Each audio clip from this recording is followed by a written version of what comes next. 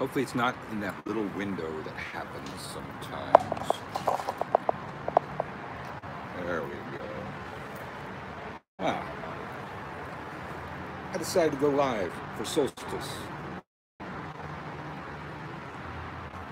Let's see what happens with that.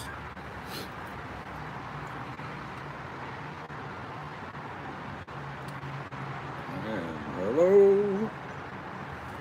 Happy Solstice. Longest night of the year, shortest day of the year. When God dies. Not necessarily for our sins. Hello, Elu. God, the sun in the northern hemisphere dipped down below the horizon and not come up again. The old folks said that was God dying, and then 3 days later, rose from the grave. Sun comes up again. Hello, Pamela. 3 days later, the sun comes up again. Now, if this is the first time you've heard this, you must be thinking, well, let's see, God dying and then rising from the dead 3 days later. Well, that sounds familiar. Where did they come up with that idea? Well, that's where they came up, superimposed some of those ideas onto Jesus later. By design, reason to legitimize that Jesus was God by having him follow a pattern that God has followed since the dawn of time to all the ancient peoples. And so that's my winter solstice tale for you. And why? People ask, said, well, what do you do? What do you do? You know, do you celebrate Christmas? And then most witches can say, no, I just celebrate the solstice. Well, now think about what I just said. Solstice, when God dies. Hello, Darian, and thank you for thanking me for my videos. If solstice is when God dies, hi Sparkle Wizard, then we're just celebrating when God dies. And, you know, God was immediately reborn, and that tends to be the way. But most gods, they die, and then immediately in the pagan mythos we see another god on the scene doing something else. You know, the Oak King dies, the Holly King dies, the Oak King's there. Immediate. But there is something to be said about that old idea with the sun god of 3 days. 3 days of actually being dead. The sun is dead. Now, so that being the ancient idea, the sun 3 days later tends to be around Christmas. Instead, you know, most times be right around December 25th. So that being the birth of God, I'm cool with that. I'm cool with that. I just recognize that we had it first, and that's probably why I'm cool with that. Oh God, where am I going with all this? I'm just trying to give you some lead in while I'm waiting for people to get in there, and I got a bunch of people in there already for a random broadcast like this. You all, I'm just telling you about the winter solstice, and so the winter solstice and then rises 3 days later. That would put it around Christmas, and that's cool. That can be the birth date of God and give me an excuse to celebrate a holiday we pagan meaning and imagery, you know, decking the halls with boughs of holly, etc., etc., etc. That's cool. And then, you know, then I can say happy Yule or happy solstice to me, but I can just go ahead and say Merry Christmas. I'm fine with it. And then, you know, a lot of the other pagans are all up in arms about that, having their war on Christmas. No, there's never been a war on Christmas. I'm just messing with my camera. I do want you to see it. Everybody likes my shirt, so I want you to see the Bro Witch shirt. But this is something I've done a couple times. I don't know that I've done on the YouTube channel yet, but I've done this a couple times on my Facebook channel already, and, you know, right away than here on the YouTube channel. But you can find me under Uncle Birch on Facebook, and so on a few times Ask Uncle Birch. It's pretty cool. Those of you that don't know me, I don't know how you know about the broadcast. You must have been subscribing. I'm a one-trick pony with a bunch of my bag of tricks, and all those tricks are witchcraft, magic, teaching witchcraft. That's just what I do. I'm doing it all the time. I end up noob sites, and recently somebody sent me a thing, and I ended this thing, and I ended up being a mentor to a couple people. Interaction with them yet. One of them's a vampire, but that's what I do. I'm doing that all the time. I have students all over the world, and I'm teaching and discussing things with them all the time. Even when I'm asleep, I'm teaching witchcraft on YouTube or on Gumroad or somewhere else. It's what I do. I have a witchcraft to some of the other silly crap activities. But so I've done this thing a couple times. And it went pretty well, but it was, ask Uncle Birch. People ask me about spells, magic, stuff like that. I'm sometimes how much shit's up here. So if you have a question regarding magic, witchcraft, I see the chat room, so hopefully, it's too long, and I'll be able to read it before it scrolls off. I have to answer questions one at a time. If you have questions, or else I can just ramble too. But do you have a question?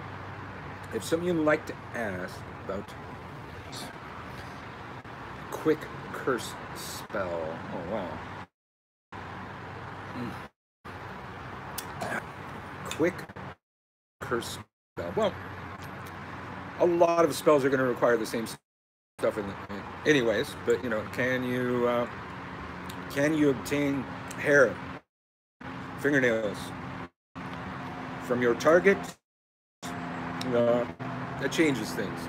If you cannot, I bet they have a Facebook. Can you find a Facebook? I think it is.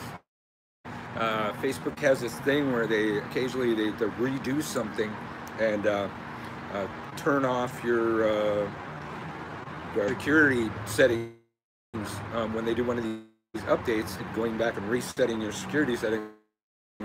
Then when you originally set up Facebook, so you can find you're gonna have a profile. If you can look for a profile picture where their eyes are showing, looking right in the eyes showing is better. They're tricky. They have sunglasses on. That's going to kind of mess with you a little bit. That kind of thing. How much do you know about the target? Do you know their address? Even if the address is in another place, you can go to Google Maps and look it up. Look up the satellite picture of their property. They'll be excellent to start a curse. You could then make that thing. Probably make that thing into a doll. Sew a little double doll together. Even there's some rudimentary ones where 2 sticks and cloth around it and tie it. Those are some of the more primitive and the cooler looking poppets. You can pop it, and you don't even really have to do that. You can look on my channel. Sigil magic. You can draw sigils on top of their profile picture. On the back, sure, there's a lot of different ways to do this, but then you're probably going to want to take them, put them in some black salt, sulfur, and some hot pepper. I like to carry my it's African cayenne. Cayenne's extremely hot, and I figure if it's from Africa, I just figure that, so that's what I would use. But a lot of people, and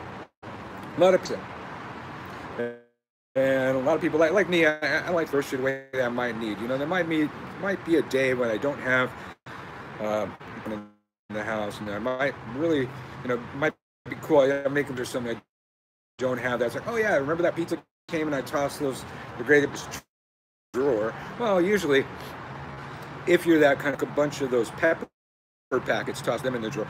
But less people use those on pizza than use the Parmesan. But things lying around. And I'm not just a merchant of magical wares. You know, you should have some stuff that in your stuff for this kind of thing. So,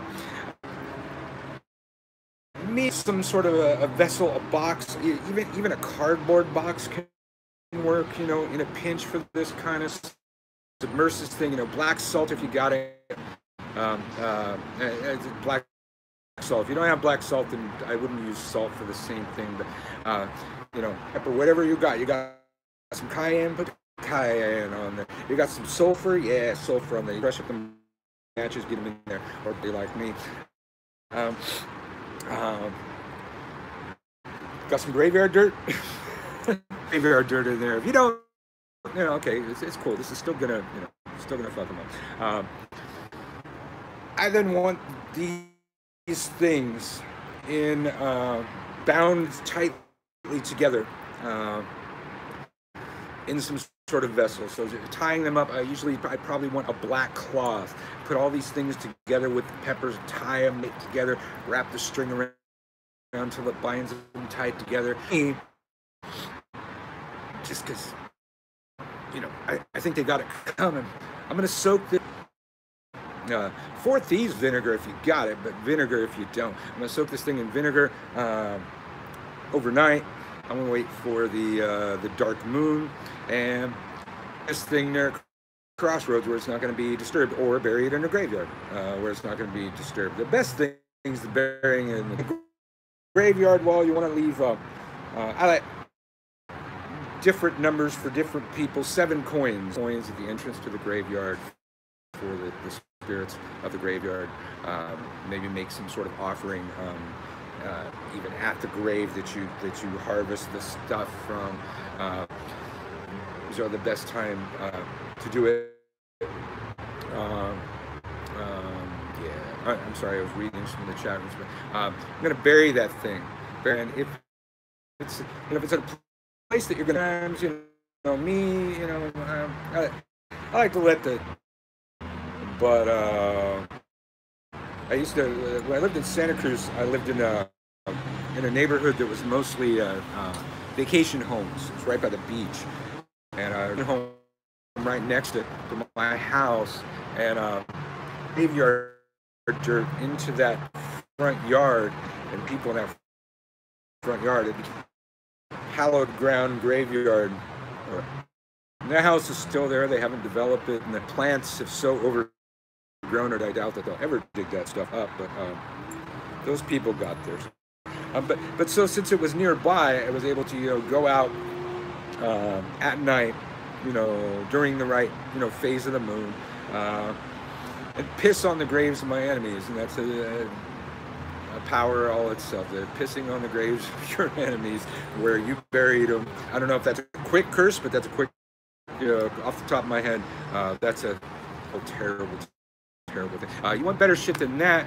You're gonna have to go over to my Gumroad site, gumroad.com/witchschool, which is of course WITCHSKEWL, and you might want to be looking at the Virtual Warfare series. It's unfinished. I still have more to add, but even the first one, a box for your enemies, is gonna tell you some of what I just told you, but make it even better. But you want something better than that? Cross my palms with digital silver and. So, all right, that was one question. Anybody else? Let's see. You got a question?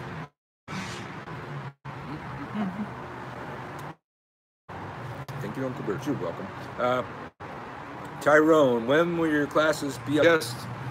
I know. Tyrone was the one that told me. I'm looking into it. I got a bunch of projects coming up. There's Vimeo. I need to put videos on there. I get a lot of feedback and suggestions from people, and you know, when I get enough feedback and suggestions, and I've got a whole bunch of classes on Gumroad, and I put entire courses that used to take a year to take those courses on Gumroad, because I kept getting they like to binge watch. And you know, I had somebody that took the whole course and didn't watch any of it or interact with any of it until the course was over, so they could binge watch me over a week or something like that. And well, that's flattering and all, but I put those classes on Gumroad, where you just, you know, buy them, download them, watch them, and own them. You own them for years, years, years. And that was the new way of doing things for a while, but now I've got other feedback. So there's people wanting live classes, kind of like this, but more, you know, live one-on-one, where they're able to ask questions, that kind of thing. So I'm looking at some stuff on Google Hangouts. Is one of the ways of doing that. There might be better ways, you know. I'm figuring out how to do that. All in the coming year, in the new year, in January, these things are going to be coming out. And I'm going to be, no, I won't be teaching Paulo, Tyrone. I do not, I am a Polaro. I don't think, I don't think I have enough tradition to be teaching it yet. But it'll happen. At any rate, there's so people wanting to have live one-on-one, or not one-on-one, but you know, I think at time.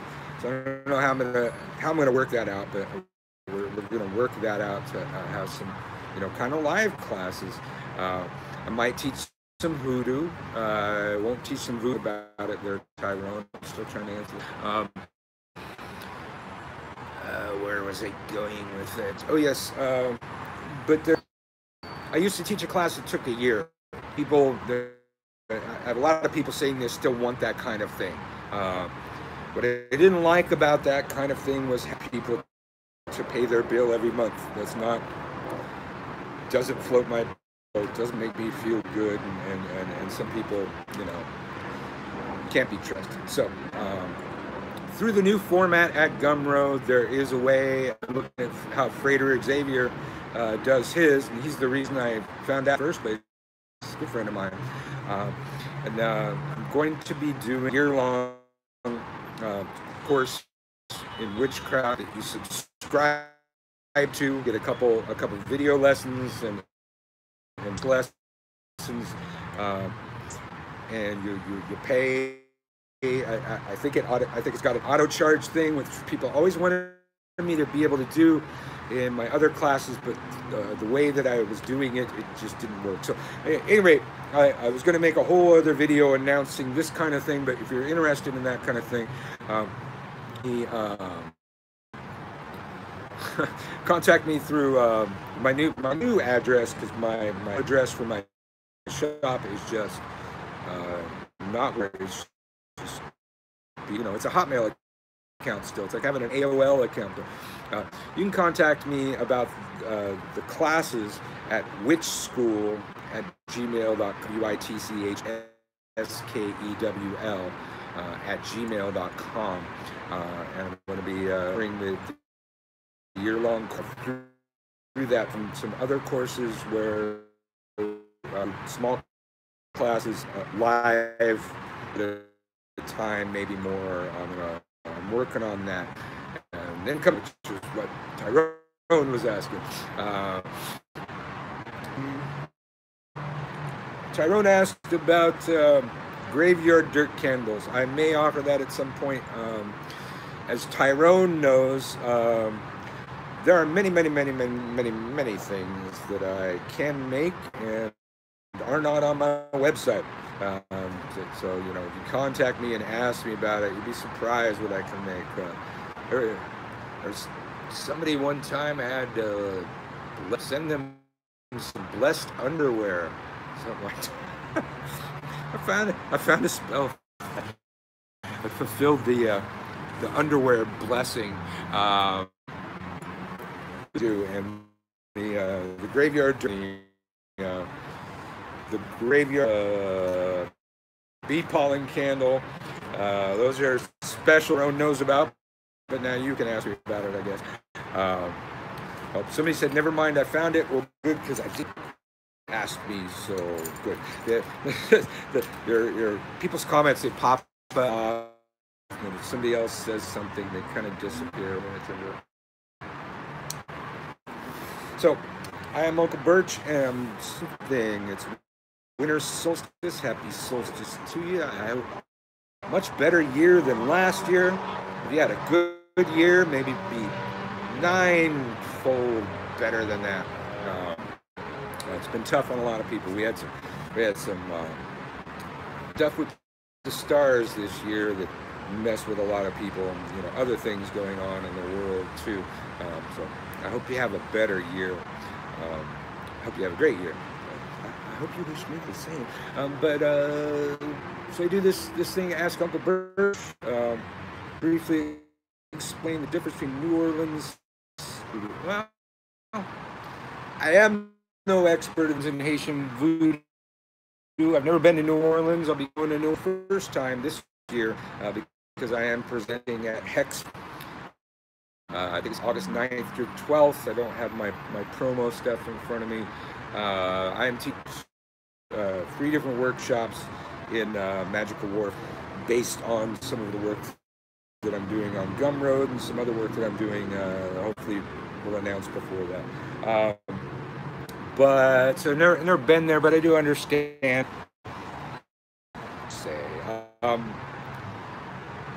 Anything's different. So Haitian voodoo is the origins of New Orleans voodoo, but then it passes through New Orleans magics and hoodoo and other traditions, and they all mix together, and all these things going on there. Like Palo, the roots originate in the Congo in Africa, but there's nothing like Palo in the Congo. It doesn't become Palo until Cuban. There was a long time where the main slave traffic into Cuba was all from the Congo. And eventually, Nigeria. Yeah. Eventually, I think it's Nigeria where Orisha stuff, Ifa, the origins of Santeria, those come. Then that slave trade takes off, and then it's the big slave trade in Cuba was already Palo, and Palo has a prenda for every Orisha. Each prenda is almost exactly like it. They have the same likes, the same dislikes, different. Instead of them crowning you, you're still. Now I've already taught Palo, but as a way of describing this, so when Haitian voodoo would have origins in Africa, Haitian voodoo, Haiti, but it has the things and the main elements of, as we know, Santeria, Ocha, all that, the Orisha, basically the same set of Orishas. There's sometimes all these traditions, they'll be prendas or only from the location that the from. Really tell you the differences between Haitian voodoo, except what I'm describing is how these occur. Some people get pissed at it. We here in America, our country was meant to be a melting pot, and there was people from all allowed to come here, and we have slavery, white privilege, terrible things that go on. But when it comes to occult traditions and magic, a lot of these ideas get exchanged, and some people are going to, white people. I don't know that it was always stealing. I'm sure plenty of that goes on, but there was some exchange. When we look at hoodoo, there's all the ceremonial magic and the works of Solomon. These things Oh, wow. Okay, I'm going to answer Denise in a second. Yeah. Wow, that's a good question. I'm going to get to Denise and hopefully remember that it was Denise that asked the question. Where am I even going with that? The ideas get exchanged. Um, Traditions don't stay the same like them to. And the problem that nobody seems to recognize, witchcraft in its early forms, traditional European voodoo, Santeria, Oceans, and more, tried to be oral traditions in a time where oral traditions couldn't keep up. With oral traditions, you get the game of telephone. This is on a thing, and the changes a little bit. Now, back in old Ireland, the bard believed in that. They wanted that. They didn't believe in ever writing a thing down so the story could evolve, so the story could change, and it was believed story if you wrote it down. So entirely different philosophy, but all these other traditions that I named, they want to have a folk magic or witchcraft tradition having gone the path of oral tradition. Gonna happen. Ain't gonna happen. The most we know about hoodoo is from psychologists that went and studied Henry Hyatt, went and studied all these different. Why do we know it? He wrote it down. He wrote it down. Not because he's fully handing it down to their young. Many generations of the young gave zero fucks. Traditions, not just voodoo and witchcraft, everywhere. Stuff gets lost. Oral traditions don't work in this day and age. It's where most of the misinformation. The melting pot thing happens here in America. It just gets mixed with all kinds of bitch about, whine about it, whatever you want. But that's just the way shit happens. And especially lower class crafts. You know, there were peasants, were lower class people that didn't have dark skin, and they were not slaves. We had indentured servants and other, you know, it's different than slavery, but they tended to be living in similar areas and things like that, and folk exchange magic. That's why we know Irish know Italian witchcraft is because they're next door to each other. Upon coming here, these ideas get exchanged, and somewhere they don't mind it. Now, I think it was Denise said, what I think is more powerful, witchcraft or Apollo? It's a loaded question. Powerful is hard to say. There's drasticness, there's intensity, and there's speed. It's hard to gauge. Classical witchcraft that I know, and even hoodoo, takes some time to work.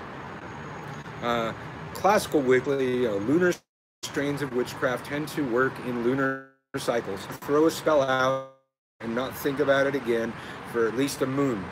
Better moons. Just let it go. And hello, all you. Now, me. Sometimes the thing I need tomorrow. Now, what I say,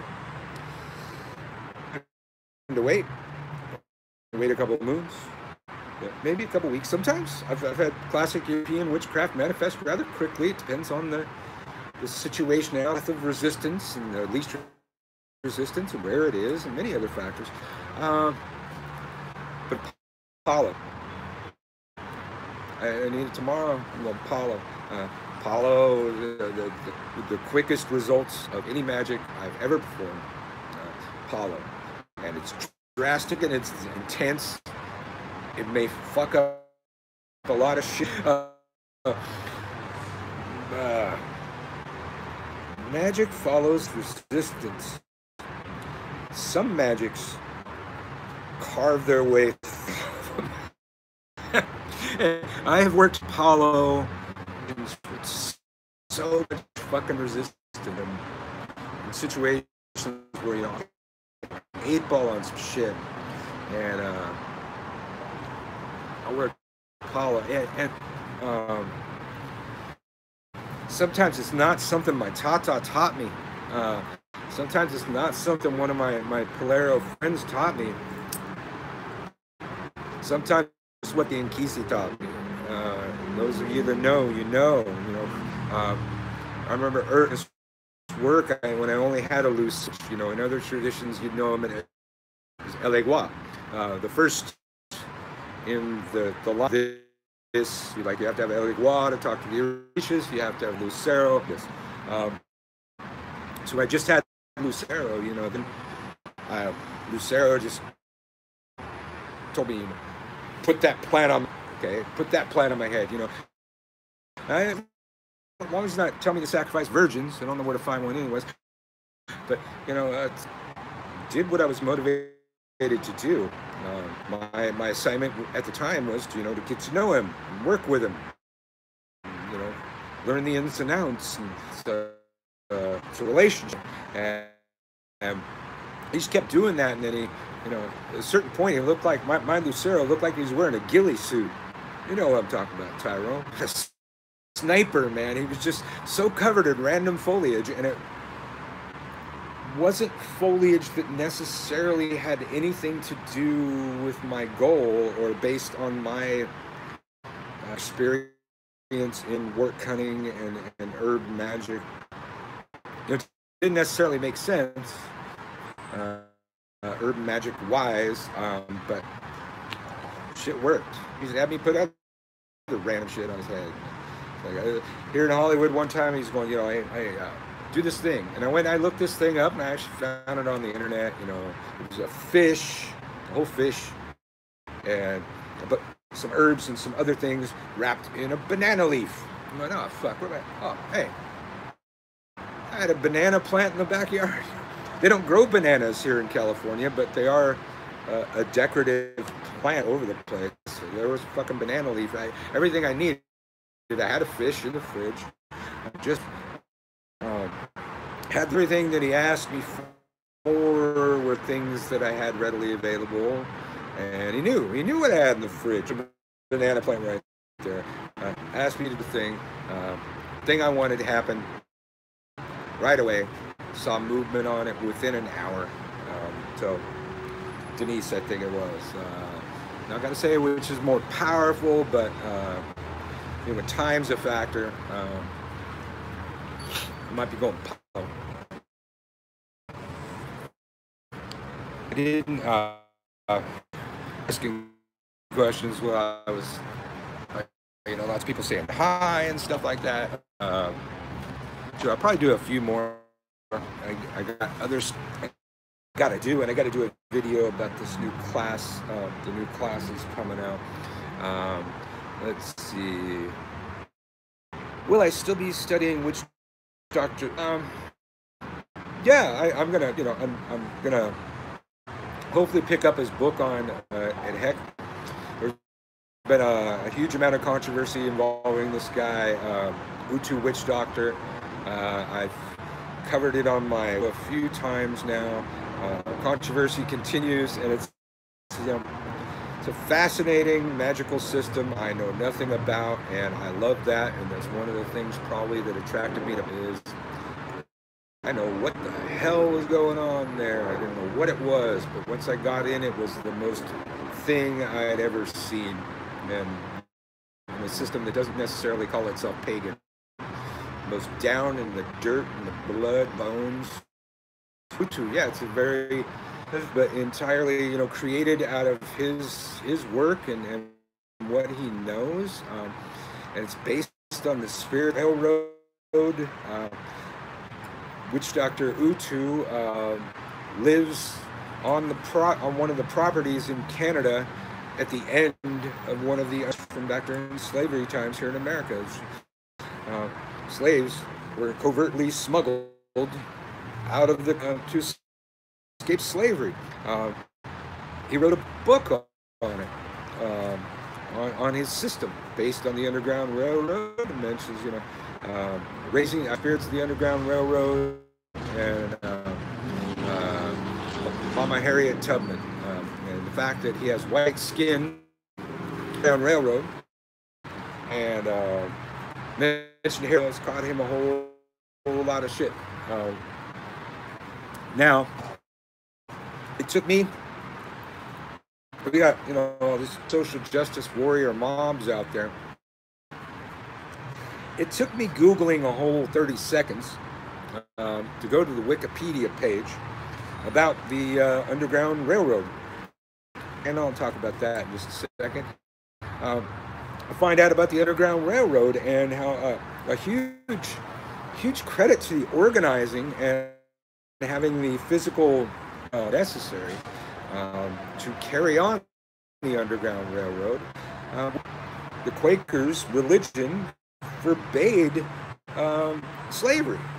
Quakers also were opposed to war. There's some of the biggest protests we had against wars with the Quakers. And you know, you've seen the Quaker oaths. White as fuck. White ass motherfucker. They did not have slaves. The Quakers did not have slaves. The Quakers had property. They had white privilege, yes. They had property, they had land, they'd been here, and they used their properties to organize. They were the only people organizing the Underground Railroad, but they're in the organizing of the Underground Railroad, fucking with some people's narrative that all white people are responsible for slavery, and that everybody's in it. It fucks with their narrative. You know, facts fucked that up for them. They attacked Witch Doctor Utu, and he got deplatformed from Pantheacon, and there's been a big gaggle and a bunch of crap going on. But people that have never read anything about his book, know nothing about his book, and never Googled anything about the fucking Underground Railroad. Now, since I went there, now they're trying to call Witch Doctor Utu term Witch Doctor because they believe that's an African term. Now that took me a whole 20 seconds of Googling to find that. Again, it took me to Wikipedia where it showed me the usages of the term witch doctor and all of the cultures that witch doctor and, you know, everybody. Witch doctor is not an African term, does not originate in Africa. They're trying to come up with anything they can to fuck up with this guy, but, you know, now more than ever, facts matter. And fucking get some facts on your craft, get some facts on before you join in a fight against somebody, before you hate somebody, before you throw on them somebody. Reason, logic, have these things. You'll be better at your attack. If you have these things, you'll be really good at your attack. Now, somebody asked me if I knew anything about Huna. I do, because based on some of the fairy teachers that I knew in Santa Cruz, I know more about the fairy tradition than a lot of fairy teachers. Even had a fracas with Allison Harlow, one of the fairy tradition, way back when, and turned out I knew, even not being a fairy initiate, even more about fairy than some of her, I'll have to say. And fairy, the F-E-R-I tradition of magic and witchcraft is very steeped in Hawaiian mysticism and is one of the main legs of it. And here's a bunch of things that the fairy people don't seem to recognize. There's three main branches that are the origins of fairy, three main root systems: Italian witchcraft, Hawaiian mysticism, Bardism. These three schools are what come together and make fairy.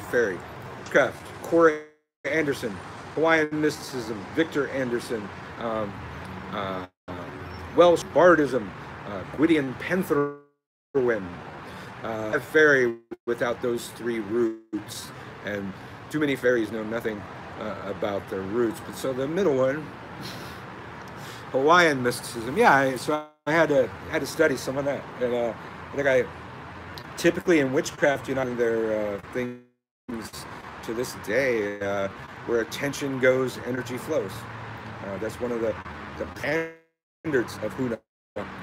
Can't think of a whole lot that I use in Huna. I it was a Huna ceremony. My wife was studying fairy at the time, and she found a Huna priest and priestess on the Big Island to perform the ceremony. So my wedding was a Huna. So I know a bit about Huna, and that's probably the main thing that I come away with, that I find myself using all the time. Just energy flows. And you can take that energy and make it into things.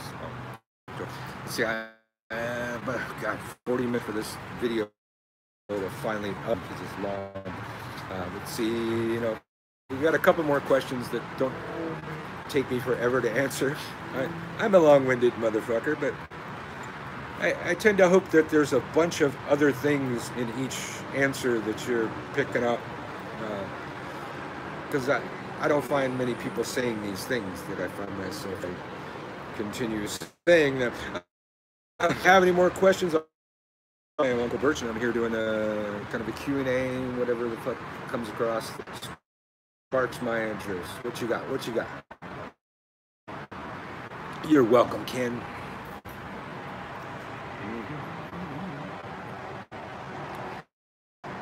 Those are coming from the Widdershins Tower. It's one of my favorite places to be, up above the rumbling of the city. Let's see, do you find sigils? Do I find sigils more than traditional witchcraft? Somebody asked about my meditation practice. There are different things for different stuff. Oh God, what was it now? I'm getting low. Oh, sigils. Yeah, just teaching sigils in my my Witchcraft Without Wicca course. First, maybe my second video on YouTube is on sigils. I've got a few different ways of doing sigils, sigil magic that I've found. I find them extremely powerful. Powerful normal realms of magic.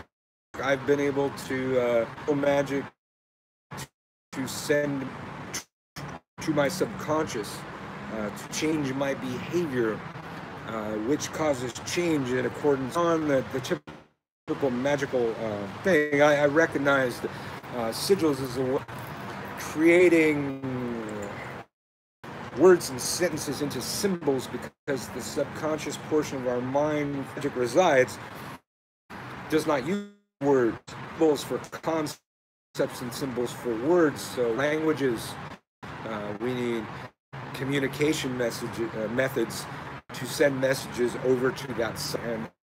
And absolutely use sigil magic for that. It's using this idea, and most stand this idea, so I find myself emphasizing this a lot.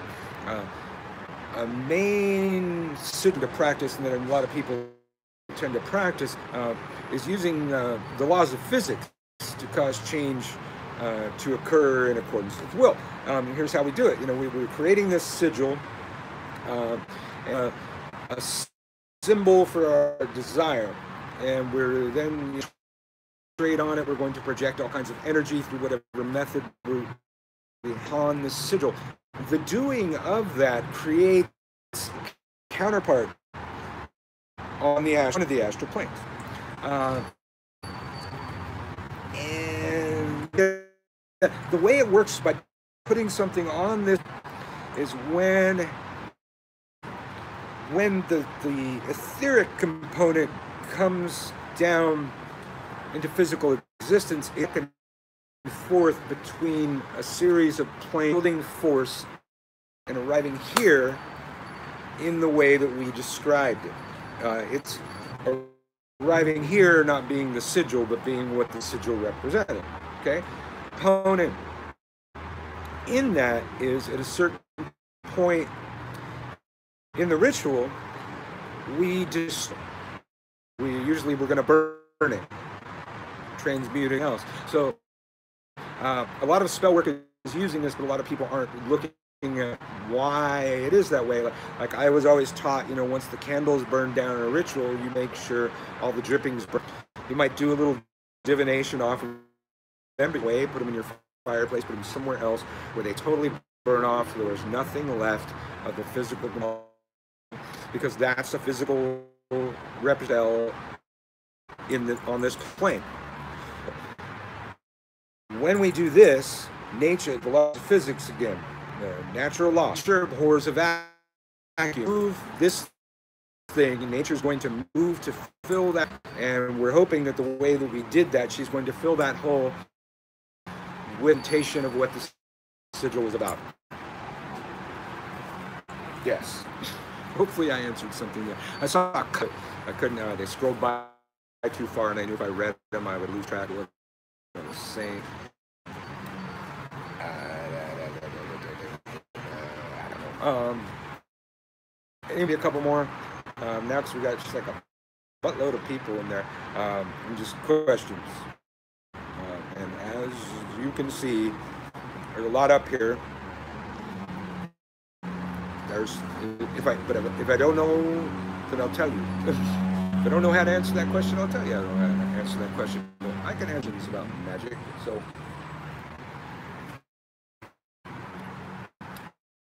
I'll have somebody that hasn't asked a question. So somebody that hasn't asked a question, let's see what I got.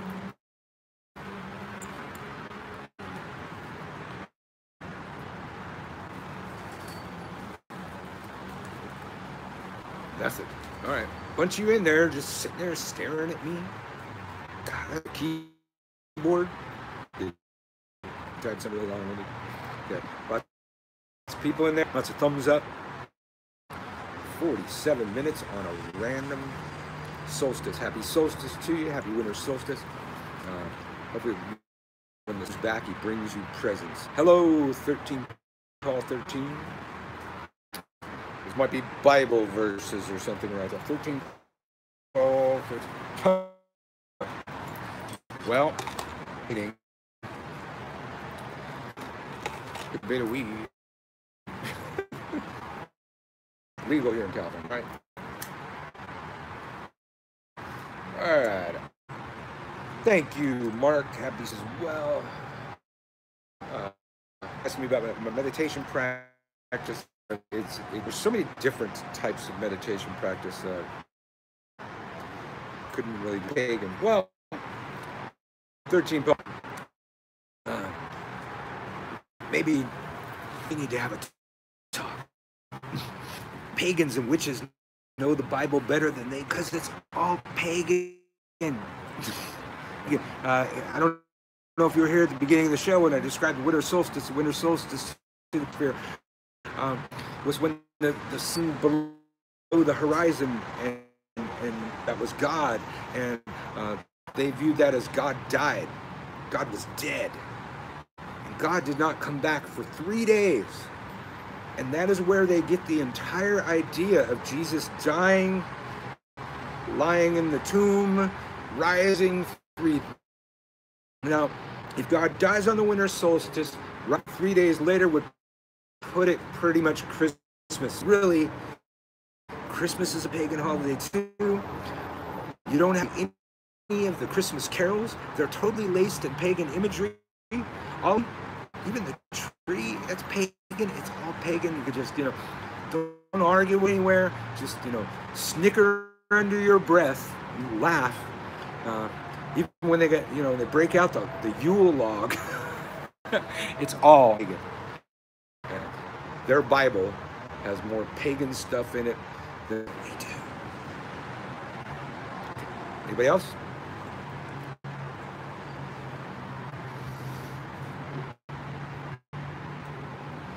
You just like to sit there and look at me sitting here, huh? That's what it is. Let's see. Yes, and they built the churches on the pagan sites. They even made most of the old pagan gods into saints. Didn't work out that well for the goddesses. Vedic astrology. Oh. Well, I know the important part. Vedic astrology are always going to be more accurate than Western astrology. What do they call that shit? Oh God, I don't even remember the name of it because I don't use it. Certain things I just don't use anymore. I use Vedic or Sidereal astrology thing on my phone. I can set it for that, and it'll go that way because of one thing. Hellenistic, yeah. Maybe that's the origins of it. I don't know, but tropical. Tropical is the word we use for this. The regular astrology. So the way I understand it, and I know this because of one guy, Jade Sol Luna, who's out there on the internet pissing off a lot of astrologers with his theory, great sense. Originators of tropical astrology did not count of the Earth's axis, which is the thing that brings us winter and summer, the wobble of the Earth's axis into their star calculation. That causes a mathematical calculation that throws everything off over time. The calculation is more off. In that, tropical astrology would become less accurate with time, however. And same basic calculation like that. May seem like a small thing. It changes everything. And I'm not the math guy in the family, so I have apps on my phone, right? I have Star Walk. Star Walk, I point at the sky, stars or what, if the moon's there. And by tropical astrology, the moon was in where I was right then. I can see that, and the moon's not there. I did that same thing and I did it several times. It was right there. It's like so, and that kind of changed something. That's what it means when the moon's in a thing. It's like when the moon's in a thing where I am, because it's in that thing. Yeah. It could be in different signs, but when the moon's like in a constellation, it was off. It was off like it's weird, like your sun sign, varies more on the beginning of the month and the end of the month, more than if you were born in the middle, on the outskirts. You could be a different sign than you think you are. And I found that those people that look at the sidereal and the Vedic astrology, it's like, hey, I correspond way more to that sign. That's why I never believed in astrology, is because of that. So, all right. So that's what I know. That one little thing, and that one little thing seems a huge thing. But you go see Tuna, who I probably run into. He lives right around here. I haven't run across him yet, but his the brief exposure that I had to his work changed everything for me. All right, so if there's another one, I'll take like one more question, and I gotta go do some others. Been a cool way to spend Solstice. I have to do this a little more often.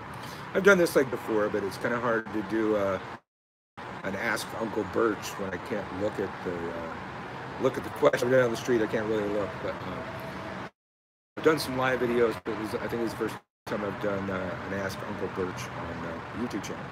I'll probably be doing some more of that because this is just what I do.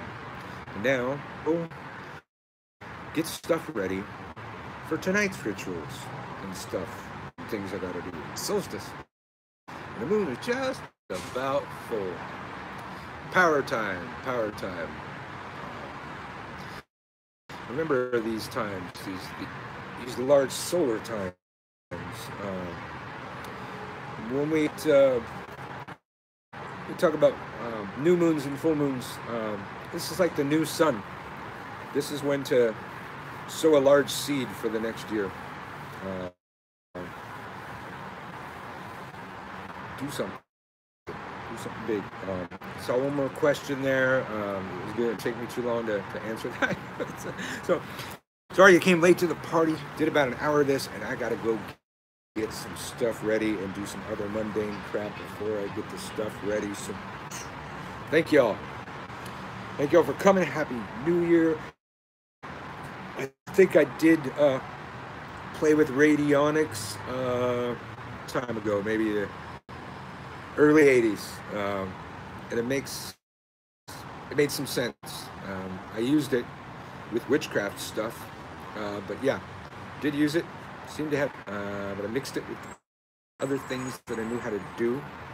Radionics was kind of fascinating. It's kind of electronics, kind of magic, kind of ethereal, kind of electronical. Liked it. Hey, thanks for joining me, all. Happy Solstice. Merry meet, merry part, merry meet again, blessed be, and all those things that I don't say that much because I'm not Wiccan. See y'all. Where the hell do I exit this?